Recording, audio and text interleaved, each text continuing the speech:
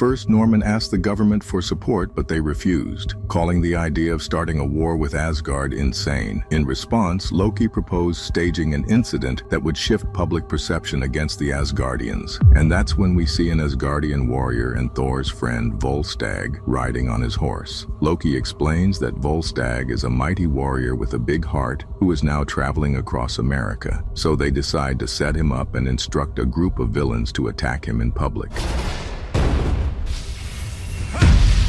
Volstagg manages to fight off their attacks, but when he looks up, he sees that their assault has left the entire stadium engulfed in flames. Norman immediately calls the president, pinning the blame on Asgard, and Loki instantly congratulates him, declaring that he now has the perfect excuse to launch his attack. Assemble the Avengers and the full roster of the initiative. We're invading Asgard. Norman immediately begins devising his plan and even tries to recruit Ares, the god of war. Ares flatly refuses, explaining that the Asgardian gods are his friends, and even threatens to kill Norman if he dares to invade them. However, Norman manipulates him by lying that Loki now rules Asgard and has sinister intentions, prompting Ares to reluctantly join his team. He then goes to his Dark Avengers and explains his plan, but many of them immediately refuse, saying that invading Asgard is insane. Being a superhero is one thing. Going up against Thor's family is another. Are you afraid? Adamai sucks, and you should be too.